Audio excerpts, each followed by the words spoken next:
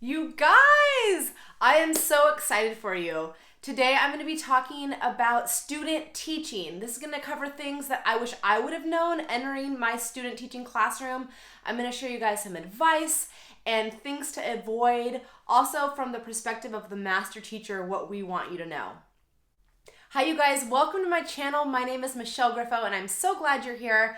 On my channel, I like to share my 11 years of teaching experience with you, as well as fashion. Can we just acknowledge the puffy sleeves? Thanks. Lipstick and lifestyle. So come along with me today. I'm super excited. All right, you guys, we're gonna talk about student teaching today, and I just wanna share with you where this information that I'm sharing with you is coming from. I'm going to be pulling from my own experience as a student teacher back in the day. Having a student teacher, with myself being the master teacher, and also talking with my colleagues about things they've experienced when they've had student teachers in their classroom. And my favorite component is on Instagram. I had a poll and I asked all thousands of teachers, what do you wish student teachers knew coming into the classroom to help them make it a more successful experience? So I took all of that information and I'm going to share that with you today. The things that I consider that will be super valuable in ensuring you have a successful experience student teaching. Okay, let's get started. You guys, first of all, you're either starting to student teach, you're going to be student teaching, you're in the middle of student teaching. First of all, this is such a exciting moment in your career. You guys are going to remember this forever. This really is the closest you can get to teaching in your own classroom, and it is a pivotal part of launching you into your teaching career. So I just want to stop and say congratulations. You are here. It is exciting. It is also extremely difficult. You might feel frustrated, for sure overwhelmed, all of the above. There's so much that goes into this semester or 2 semesters. So you guys just know that 1, you're doing a great job. 2, there is a means to an end. It does end, so you will be okay. And 3, you're not alone. All of us had to go through this, and you come out on the other side and you will be a teacher of your own classroom. So as difficult as it may be, or as fun, whatever headspace you're in right now, know that eventually you will have your own classroom and it will all be worth it. Okay, I'm going to break this video into a couple of different components. One, which I kind of think is going to be the most important, is the lens in which your master teacher is seeing and experiencing things. And I'm calling the master teacher the person whose classroom you are going into. That's what we call it in California, and what, in my experience, that's the phrase we've used. If I use she, it's because my student teachers or my master teachers were women, and so when I'm reflecting on my experience, I'm going to use she. So I'm going to try not to, but I don't want to exclude you men.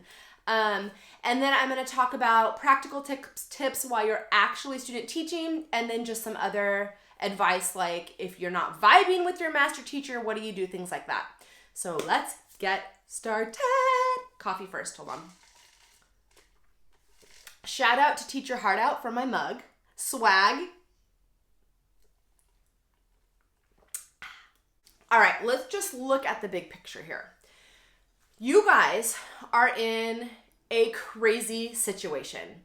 You are a student. You are learning how to be a teacher. You're stepping into someone else's class that's already established. There's already rules. The kids are already respecting their master teacher as the lead. You're learning all these new acronyms, like teaching loves acronyms. I can't even keep up with all of it. I remember, so for me, a little bit about my student teaching experience. In undergrad, I was a business major. At the very end of college, I was like, I think I'm supposed to be a teacher. So when that happened, I had some extra credit classes. I can't remember what they were called, but I was able to get my prereqs to get into the credential program. And so when I actually was in the credential program, student teaching, education was the only thing I was drawing from it was when I was in school. So I felt like I was super behind learning a different language. And I just wanted to give you guys some comfort or empathize with you. I've taught 11 years. If I were to be put in a different classroom at a different school and say, you're going to observe for a couple of weeks and then you need to start teaching kind of underneath replicating what your master teacher is doing, it's going to be overwhelming for anybody, let alone someone who doesn't have any teaching experience. So this setup in this scenario is really uncomfortable. It's high stress. There's a lot that's put on your plate. But it really is the best thing that you could experience before being thrown into a classroom all on your own. So just know that it's stressful, it's overwhelming, that's okay. Okay, I want to start off in what I think might be the most valuable piece of information. Maybe I shouldn't share it first, but I'm just going for it. Okay, when I've heard of student teaching experiences go wrong, or when I have a peer, a fellow master teacher friend, and I'm hearing about what's going on and the hard side of it, I've kind of thought about what lines up of like, what is that underlying problem of what could go wrong? And it's summed up with this. I think as a student teacher, you need to enter that classroom when you first start out, not the end of your stay there, but just when you enter the class, you need to know that you're the student. You are a student teacher and you are there to learn. You are there to be a sponge and to soak up everything you can from that master teacher. When things go awry, kind of the chain of command from the beginning kind of gets skewed, and that's when there can be difficulties. So it's good to have the perspective that the master teacher is in charge, you are the student teacher, and then there are the kids. If you were to enter and think you are peers, you're at the same level, or even maybe above the master teacher, that's when things get wonky. If you were to walk in, I'm trying to like say it all very in a nice phrase, in a positive way, but if you were to walk in and establish yourself as alpha above your master teacher, it doesn't work. Okay, that's when things can go bad. So I think if you were to enter in as you are there to learn, you are so excited to jump in and just take as much as you can from that master teacher role, that's when things can start moving. And then by the end of your experience, you guys should be more like peers, where you're able to have these conversations about education, and by the end of it, you could be that person's coworker. But as you enter in, you guys, I would just really like to give the advice to come in eager to learn. Even if you don't agree with that teacher's teaching philosophy or style or classroom management plan, come in as a learner, because there's something you can learn from everyone, even if you don't agree with their style or how they do it. So when I was a student teacher, I was in 2 different classrooms. Also, you guys, if you want me to do a video on my whole student teaching experience, let me know in the comments, because I'd love to. Let me know if you'd be interested in that. But there was one teacher that I was under for 8 weeks, and I was like, I want to be exactly like her. I love everything she does. She's the most creative person. The kids are so under control. I love this. I want to be just like her. That was one side. Then there was my other master teacher, also 8 weeks. I respected her as a teacher. She was very respected in the world of education, but it wasn't my style. Her personality was so different than mine. She wasn't super warm, but she was good at her job. And I just entered in both of those situations. Like, I'm going to learn from both of these people as much as I can. I'm going to kind of take all their strengths. Teachers have weaknesses, right? We all have weaknesses. So I'm going to notice the weaknesses and say, okay, how can I change that so my classroom doesn't look like this? Things like that. So just consider it as it's this huge learning experience, but through it all, you are the student in this process. My next mega piece of advice is to keep in mind that your student teaching, the whole process of it, you are in one giant interview. From the moment you send your master teacher that first email to student teaching, observing everything, that whole process is you making connections at the school that could lead you to a future job. For me, all of my jobs that I've gotten have been it started with my student teaching experience, the connections I made, and then subbing and all that stuff. But you have to think of it as you are being observed to potentially be an employee at the school you're working at. Or let's say that principal has a friend and they're looking for an employee. names get spread around. So the entire time you are there, you have to think this is one giant interview, and it really, really is. So with that, a couple of things. You need to make sure you are at school before the bell rings. Don't show up as the kids are walking into the classroom. You need to get there early, set your stuff down, get prepared. Even if you haven't fully started teaching yet, you need to be there before the bell rings. Another thing, dress professionally. Schools have different dress codes. Some teachers can wear leggings or leisure wear that you kind of lounge in the house.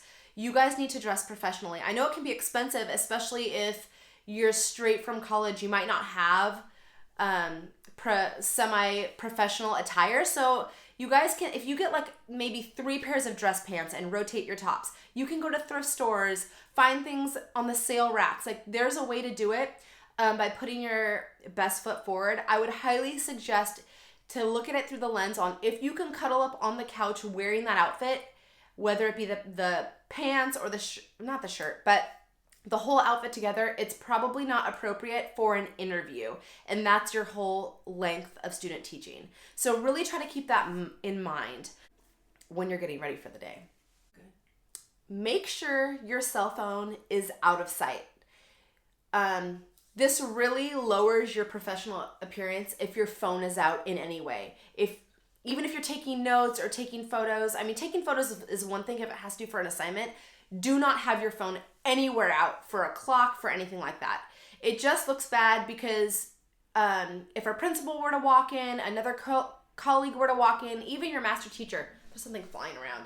Having that phone out immediately in the back of the brain is your social media or texting. So just keep your phone out of sight and it automatically elevates your professionalism. If there's one thing I would want to stress over and over, it is communicate with your master teacher. I know it's kind of hard because you might feel like you are bothering them or asking too many questions, but their job is to answer all those questions and to be bothered. They are there to teach you. So just like the students need to come to the teacher and ask questions and ask for guidance, that's what you need to do as well. And those master teachers know that that's part of their role. And if they don't know what you're thinking about or what you're struggling with, then they don't know how to help you. And even like as a master teacher, just inserting myself when I don't know what my student teacher is thinking is kind of hard. So if you can ask questions, that is helpful.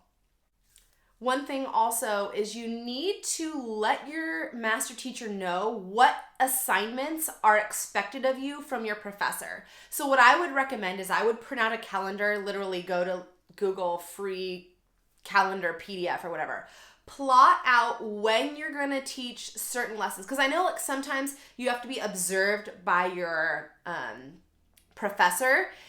I would plot those out on the timeline. I would plot out, okay, the first week, you're just going to be observing the class. The second week, you're going to take over math. The third week, you're going to take over social studies. The fourth week, you're going to start doing this. What week are you going to take over completely? You really want to lay that out so it is clearly communicated to your master teacher what you're supposed to be doing, because you also have this professor that is giving you assignments. He or she's going to come and observe you. And you need to just be straightforward, have a plan, and try not to change the plan because you're nervous and don't like want to push off the observation or anything like that. Just be clear on what's expected of you, what the timeline's going to be, so then your master teacher can know how to support you. I also want to talk about organization. And one thing you can do is, I asked this on my Instagram, and I was really surprised to hear how, I wasn't surprised, I forgot. Master teachers forget what it's like to be a student teacher sometimes, especially when you don't have your own classroom, you don't have places to put things. So I would suggest in getting some sort of filing box. This is from the Container Store. You can go to Target, you can look at Goodwill. You don't need an actual container. And I would just file things for You can do it by subject. You can do it by day of the week, Monday, Tuesday, Wednesday. And everything you're going to need for that day, whether it be a copy or manipulatives or even your lesson plan or schedules or anything like that, keep a little box where you can have all your information in one place. You can keep it in the trunk of your car. You can ask your master teacher if you can put this somewhere in the back of the room. Just have some sort of organization so you could find all your things. I've seen student teachers that are like literally carrying 5 bags of supplies to and from their car every day, or have a rolling cart. And I just think if there could be a space in the classroom, which might be a little bit scary to ask, but you can ask and they can say no and it's no big deal. Or you could keep something like this at home and just bring what you need. But I would have some sort of organization plan, because you're going to get all these assignments in school and you're a teacher in the class, and it just can be really overwhelming. So try to have a space for all of the things you need. Then you can find it and you can plan ahead and be prepared. This is my signal for ask questions. My sister's watching behind me going like this, like so embarrassed. I'm leaving this in. Okay, this is my signal for ask questions. I know it's scary. I know it's hard. You guys, your master teacher knows you're new. You shouldn't have all the answers. That would be really odd if you did have all the answers, because you've never done this before. So I want to challenge you. If you are scared to ask questions, ask 2 questions a day. Whether it be, I have no idea, but like give yourself permission to ask 2 questions a day. I would say ask questions all day long and write it down. I mean, obviously don't ask the same question over and over again, but you guys need to use your teacher as a resource to ask as many questions as you can. If you don't understand something, ask. There's, like I was saying before, all these acronyms, and I don't know, you might have no idea what the teacher is talking about. You're not expected to know what all the standards are. You're not expected to understand, you know, if it's like PBIS, this positive behavior plan at school, and you don't know what the teacher's talking about, ask them. You have no idea. It's okay. Just if I were to go to a different school, I wouldn't know what some of the things they're talking about are. And so it's okay to ask for clarification. Say you don't understand whatever's hard for you, and say you're really struggling at teaching math or whatever. This lesson is so confusing. I don't know how to do this. You guys ask, and it's okay. And that teacher's going to help you. Just remember, ask questions. Stop laughing. Think of your master teacher as a resource. Use that resource. Get as much information as you can while you are in your master teacher's class. One thing I would suggest is, as you're leading up to fully taking over that classroom, I would ask your master teacher how they taught the initial classroom management behaviors and expectations. Ask, how do you literally have your teach your kids how to line up in a line? How do you teach them to sharpen their pencil? Can you walk me through, if somebody's misbehaving and they're not following the directions, actually tell me, you know, do I warn them?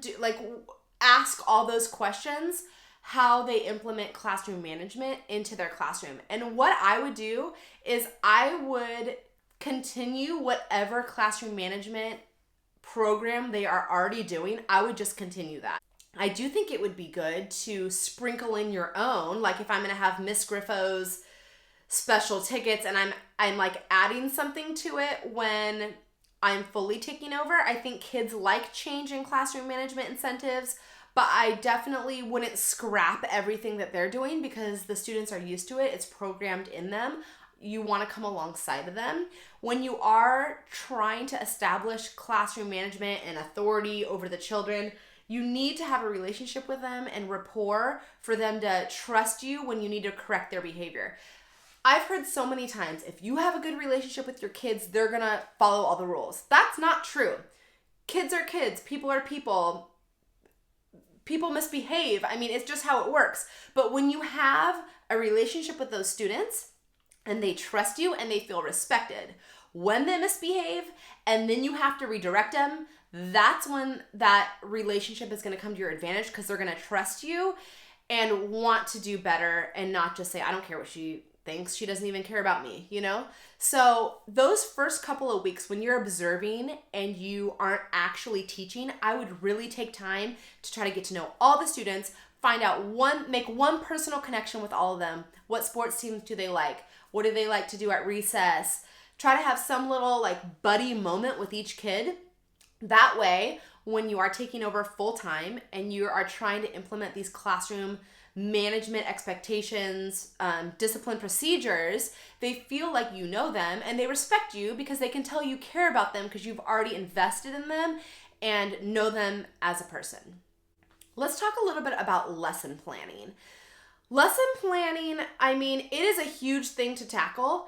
What I would do is teachers, they look at the whole year and then where do I need to get my students by the end of the year? And then you kind of backwards plan and break it up by months. I would suggest you guys take it week by week, kind of set out, okay, in math, this is what we're doing this week. And I would sit down with your master teacher and say, can you help me plan my week's lesson? And what I would do is you have your curriculum out and you kind of look through each day, say, okay, so you'd be like, sit at a big table, look through each day, each lesson, talk about, okay, this doesn't make sense to me. I don't think this is very engaging. Do you have any extra supplemental activities to make this more fun? Before you spend hours on Pinterest trying to find the most engaging activity, your master teacher has some. So ask them what they do during this lesson to make it more fun. They'll probably go to their file and say, here, have all these resources. This would be great. I would make copies of all the things that your teacher does. Make a copy and save it for yourself. You never know what grade you're going to teach, and you could have like 8 weeks of resources at your fingertips when you first start. So I would ask your master teacher to plan with you. I really hope that in language arts, you get to plan a whole entire unit where you have assessments and you have, I don't know, it's just so fun. I love language arts. So have your master teacher sit down with you, talk it out. If you need to like record it on your phone, you can have your phone out because the students aren't in there. Record what they're saying, take crazy notes, get Post-it notes, put it all in the curriculum book, take notes on what your teacher is saying, and then do that. I would also mimic, let's talk about math. Okay, so let's say in math, your teacher does a warm-up, some sort of center work, partner work, individual practice, a little assessment. I would replicate the rhythm of the math that they already have set in place, but you're the one teaching it. I wouldn't suggest creating this whole, okay, if your teacher never does centers and then the first week you're going to start doing centers, I think that is bold. I say maybe do that your second week, but I would just to start out, replicate the rhythm that is already in place. And then once you feel a little bit more confident, go ahead and get creative and test new things, introduce new pieces of technology that maybe isn't established in the class. Like go for it, like use this to experiment. But in the beginning, I would just replicate what is already being done. I would also plan and replicate whatever homework assignments are being given. You know, while you are planning the math week, ask your master teacher what he or she thinks would be the best homework assignments. If they do homework, I mean, every school is different, but you don't want to all of a sudden be assigning 8 hours of homework when they never have math homework, you know? So you want to kind of stay consistent and just mesh with what's already in place before you go wild. And don't forget, ask questions. Oh my gosh. But do ask questions. As you are looking at this as a whole interview process, you guys, being in a school for 6 to 8 weeks or however long it is so valuable to meet other people on campus. You never know who could end up being one of your future coworkers or on an interview panel for you one day. So you need to make sure that you get out there and you say yes and you go and do as much things as possible. So what I mean by that, go to the staff meetings, go with your master teacher at lunch and sit in the lounge with the teachers. If people are going out to lunch, I mean, granted, if you feel comfortable, go with them to lunch, get to know people. Make it a point that the people working in the office know your name. Greet yourself to the custodian. Make sure the principal knows who you are. Greet them and say hi and, just be this warm face that everyone knows on campus that you are the student teacher and who your master teacher is. This is part of the interview process, and getting to know as many people as you can is going to be a huge asset to you. If things are difficult with your master teacher, I think there's a couple things to remember. First of all, everyone's human, not everyone's perfect. So if they're a difficult person to get along with, try not to take it personal. It's probably just their personality. Some schools are different on how they even have their master teachers. It might be the best teachers on campus are the master teachers. It might be everybody rotates, so everyone takes a turn. There could be a whole lot of reasons why somebody might be a master teacher. So personality and warmth and friendliness isn't always one of the big decision makers on if somebody will be your master teacher. So I'd like to think, try not to take things personal. If they're not super warm and not super friendly, it might just be their personality. Think it is a means to an end. You're not going to be in this situation forever. If it is really difficult and really hard and not as fun as you thought it would be, know that you won't be in there forever. If you're struggling with something or you feel insecure, try talking with your master teacher about it. If things get really difficult, you could always talk to your supervisor at college about it and say, hey, I'm struggling with this, and this with my master teacher. Can I get your advice? What do you think? You can talk to the other peers in your cohort and ask, hey, you guys, is this ever awkward for you? Or is anyone else having this problem? Talk to your peers, get advice, find people that you can relate to, because it is a difficult situation because you're in another classroom, but it's not fully yours yet. So it is this difficult thing navigating. I do really think that if you walk in with the attitude that you're a sponge, you're a learner, regardless of the situation, there is something you can learn from being in someone's classroom. It's just going to be great, you guys. I think you should ask your master teacher if you can go and observe in other people's classrooms. Try to get into every single classroom on that campus for 30 minutes here and there. And you guys, the more time you can spend in a classroom, the better. So lastly, I just want to encourage you guys. This is such an important part of your career. Give yourself grace. It's going to be stressful. It's going to be overwhelming, but you are just that much closer to actually having your own classroom. So hang in there. And remember, ask questions. Thank you guys for watching. Please subscribe so next time I publish a video, you guys will for sure see it. See you later.